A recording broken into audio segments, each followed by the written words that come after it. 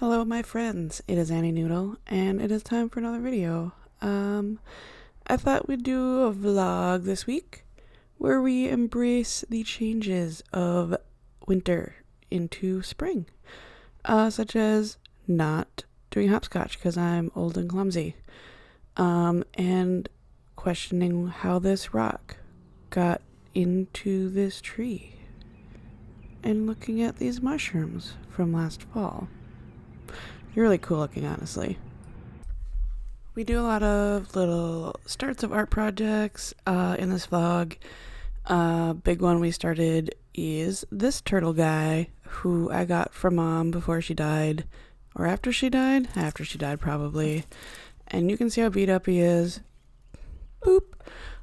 And that's because he lived in the garden for his whole life. So I am going to fix him up and do something cool with him.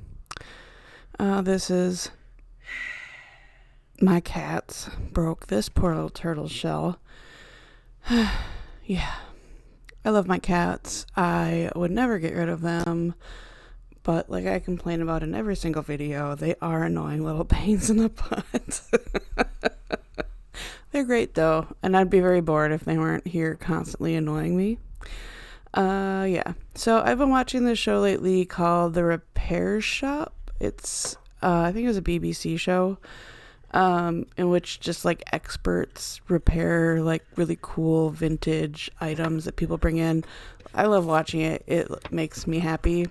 And one of the people on that show is a woman who repairs damaged. That was me spazzing because I was worried I was gonna drop the thing and break it. Yeah. Anyways, so she repairs like ceramics, and she does it so well. And she like, I think one of the things that she uses is like epoxy, so like she can do sculptural details, and then she does color matching on the paints. And it's one of those things that I'm like, I watch her and I'm like, I feel like I could do that really well. I know you can't tell from what I'm doing with this thing, but usually I'm really good at like oddly like matching things well. Like when I do master's studies, I usually get really close to the original, which is weird because then I afterwards feel like I learned nothing from doing the master's study. And I still wouldn't tell people not to do master's studies. I think they're really important, but I still like leave them, and I'm always like, yep, I sure did reproduce that, and I learned nothing. Oh well. Anyways, but it's one of those things that I'm good at mimicry, but it takes me longer to actually absorb the information. I think it's because I get really focused on like, how can I match this to what they did, rather than like, what does this mean for me when I am painting? Anyways, so long story long, I think it would be really fun to do to be able to like take somebody's treasured old vase and restore it to look like it had never been. Yeah, that piece fought me. I got it in there really well once, and then it wiggled, and then it stuck to me about 5 times. Yeah, we're just not going to talk about it. As I am about to say, I think it would be really fun to do restorations. And then I went in and I put down some leafing glue, some gold leafing glue. It did not work at all. So then I just went back over all of the cracks with super glue. That worked fine. So I think the problem is that the gold leaf glue stuff, it didn't stay dry or wet. It didn't stay damp long enough, and it didn't stay kind of sticky. Because I think normally you put it on and you wait a little bit because it's too wet when you first put it on. Yeah, no, it just... Anyways, so I ended up going back over everything with super glue.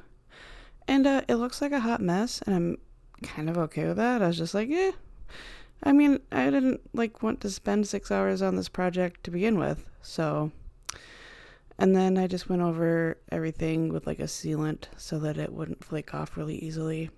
And then I just kind of wiped everything down so that it didn't have brush strokes. So, and here's what he ended up looking like. And I think he's adorable. He might be a girl, actually. I'm going with he. He's a he now. And here's his kid. Boop. Who is a brush rest.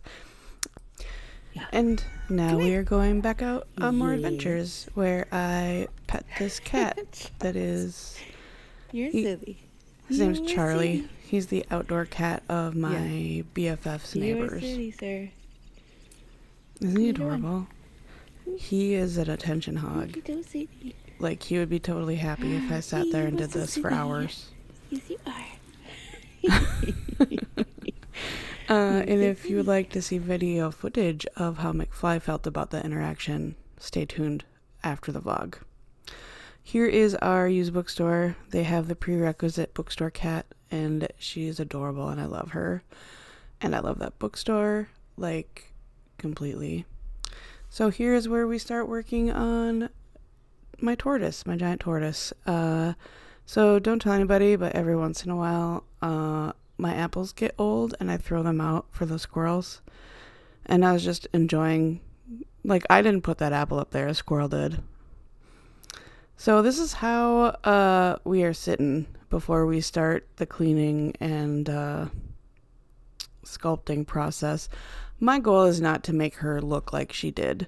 That's just not the plan. My goal, I actually don't know what I want to do with her. I was thinking something aquatic, like some coral reefs on the inside and then trees on the outside. I don't want to do mushrooms. I feel like there's a lot of mushroom things and it's overwhelming right now. But do you know what else I keep seeing a lot of is snails, and I really want to do some snail sculptures soon, not lately. So you guys drop a comment if you want to see me do some snail sculptures. I feel like it would be fun to do a snail mold. You know what I mean? Yeah, anyways. So I accidentally took this in slow motion and I left it for you guys because it's kind of dramatic. Yeah, and it feels kind of underwater. And I might have turned down the volume, but it sounded very aquatic in the water sounds too. So I'm sorry if you guys can hear background noise. There are people outside and I want to get this done and out so that, you guys can see it. So I thought when I was doing this, I thought that my hard thing would be making the epoxy sculpt stick to the shiny parts, and it's not. It doesn't want to stick to the broken stuff. It's very weird and it makes no sense to me. Look at these cute babies all in together. Just snuggling in the sunshine. Get those cute butts. Squish, squish, squish, squish, squish. Squish, squish, squish, squish, squish, squish, squish, squish, squish. Squish, squish, squish, squish, squish, squish, squish. Big yawn. Yeah. So then I helped my nephew move way up north. If you see dots in the water there, that is people surfing. Do you see the snow? Yeah, they're surfing. I don't know. I'm sure their wetsuits keep them warm. Are you a menace? Are you? We stopped to see my mom, and this is how my mom displays my art. That's one of my prints, and I did this little carrot sculpture and gave it to her, and then she gave it a rose, and it's adorable. And then I went to visit. My family has a cabin, and I just took some video of pretty lichens and mosses that I found because, I can. And then I tried a whole bunch of times to get good footage of loons, and it didn't really happen. They're very sneaky. This is the best I got. There they go. There they go. And then there's a crayfish. Do you see him? Isn't that the coolest thing? He was so little. He was like maybe an inch and a half long. Adorable. And then I gave you guys this full lecture this squirrel gave me. He followed me back up to the cabin and like jumped from tree to tree yelling at me. And I was like, listen, like I'm just trying to go back inside. I'm not even. Like, oh, rude. And so then after the cabin, I came back down to Mankato. And that was my tree transition, my treesition. And now it's spring. Hooray. And then I did this book binding. Look, I'm going to make a lot of mistakes here. I mean, like, the kind of mistakes that aren't just like, oh, you don't know how to bind books, that's fine. I mean, like this. Like, I should know better than to do what I'm doing right now, where I put my hand in front of the knife. Yeah. Look, the book fought me from start to finish. I was just trying to get the, like, usually you can get the text block out pretty easily, and this one just fought me because of the way it was bound. Yeah. My bad for not noticing the way it was bound when I picked it to make a sketchbook out of, which, by the way, I'm making a sketchbook. Did I mention that? I don't know. So that's why I'm cutting up paper in this shot that you can almost sort of see what I'm doing a little bit. Yeah. And so if you're wondering why there's not a lot of footage of me making this book, it's because I can't figure out how to set up my tripod in a way that you can actually see what I'm doing on this surface without the tripod itself getting in the way. Like on my art desk that I shoot my videos on most of the time, I have a shelf next to my desk, and then I have like a canvas, what's that thing called? It's like a canvas light, and you can hook your phone right to it, and it's very out of the way. It is falling apart now, though, because I've had it for like 4 years, I think. So, 3 years? I can't remember. Anyways, it's worked really well, but now it's starting to like not stay when it should, and it's getting really creaky. Yeah, we'll see how much longer it lasts. I'm trying not to spend money on stuff because I don't know if you noticed, but the world is ending. So I'm just trying to just be a little bit more careful with my money. At least about big purchases like that. I want to buy a new tent, though, because I do a lot of outdoor events. And the tent that I'm using, the canopy I'm using, my friend borrowed me. And it's perfectly fine. It's just, it's not white, and it's very obviously used, and it's very obviously like not super sturdy. So, yeah, we'll see. I don't know. I might get a new tent. And some weights, some nice weights. Like a tent with sides would be nice. So I like, one of the things that I like about making my own sketchbooks is that I can just put whatever paper in there I feel like. And so I'm using a lot of just random paper from my paper stash that I've just been collecting. A lot of this stuff I got just on clearance from like Hobby Lobby. Like they clearanced out a lot of their papers. And if you watched my old sketchbook videos that I made, a lot of those papers turned out like the sizing was off. So like I knew that going into this, that the papers that I was going to use, I probably would not want to watercolor on. And I was like, that's fine, because I don't seem to watercolor in sketchbooks a lot anymore. Usually when I watercolor, I have something taped to a board, and I'm like very definite in what I'm doing. And I'm very like, I have a project, I have a plan. Yeah, I don't really do it in sketchbooks anymore. I don't know why. So here's the part where I'm sewing with this really, really awful thread that, again, I am trying to just use, even though I hate the stuff and I have like a lifetime supply of it. It's like the wax is too thick on it and the thread itself is too thick. I don't know. So yeah, we ended up stopping. I needed to get some more resin supplies so that I can make more hip pickles. And so we ended up stopping last weekend and getting some, and I almost caved in and bought more bookbinding thread that would just be regular linen. But the world is ending, so I'm trying to save my money. And also, when I was doing this, I realized that I put that blue cloth is facing the wrong way, so that like you see the back side of it. You don't really see much of it regardless, but I put it on backwards, and it's just one of those things that I'm like, oh, that's a thing that I could have done differently. Oh well. Yeah. But hey, so I have thread. I am just going to be grateful that I have thread that I can use for this. And it's supposed to be used for bookbinding. It's just... So one of the problems that I had with it is that it kind of looked greasy, like it left grease marks. Yeah, in my sketchbook, and I didn't like that. And so this time I actually ran those pieces through a quick flame on my stove and kind of wiped off excess just to see if that would help at all. And I guess we'll see.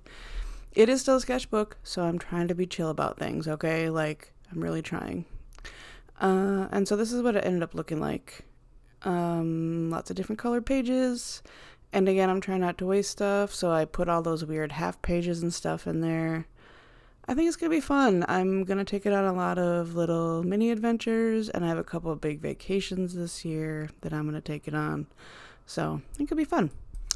And so then I decided I want to stamp the date in it with this cool stamper thing that I got. Like a little vintage stamp kit that I think I paid $5 for it off of Facebook Marketplace. My friends, do not go on Facebook Marketplace. Just do not go on there. You're just going to find stuff that you want, and then you're going to be like, but I don't need to spend that money. And then you're going to spend it anyway. But this was a long time ago. I bought this last summer maybe. So yeah, you just take those little nubbins and you stick them in that little nubbin slot. And then you make it into a stamp. And so after all of this, like, I was like, oh, look at all this stuff, and I can show them exactly what I'm doing, and it's kind of a cool little stamp thing, and maybe people haven't seen them before. Yeah, I forgot to show you when I actually did the stamping part. Yeah, man.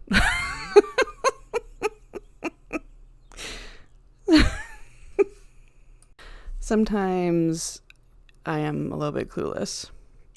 Here's me picking on McFly.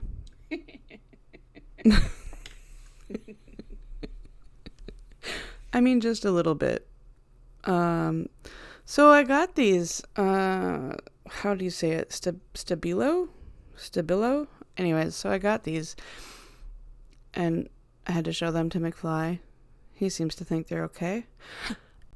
Yeah, I think I got them in Joann's clearance sale. Like, they're going out of business sale, which apparently is still going on. My Joann's is still there. So, I don't know what's up. But, Oh. yeah. Oh. I thought they were ballpoint pens. They are not. Are Stabilos not usually ballpoint pens? I don't know why. I always thought they were, and they are not. Yeah, so... But they're cool pens. I just... I'm going to use them, but I really like ballpoint pens. I do a lot of sketching with just like Bic round sticks. Like, I am one of those people. Like, I used to do really big drawings with just ballpoint pens because it's fun. Like, to try to get all of the different values that you want in a picture with just a ballpoint pen. It's actually easier in some ways. Oh yeah, and so then I did the first page of my sketchbook, which is usually like a pathway of some sort, or a door, or a window. And now it's spring. Yeah, you can still see the dead cherries on my tree from last year, because every time I go to Florida, all of the cherries on my tree ripen while I'm gone, and then I come back and they're all bad. So that's just how that is going to work forever. But yeah, it's spring. Go outside, enjoy yourself. Look at all these cool little pink helicopters that I got to walk through. And stick around for some footage of McFly being offended that I pet other cats. You are city. Yeah. You are city, sir. What are you doing? You're still my guy. It's okay.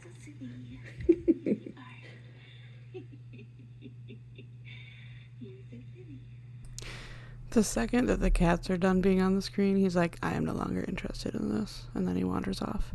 Yeah. Anyways, so I'll see you guys next week. And I hope you have a good one. Bye!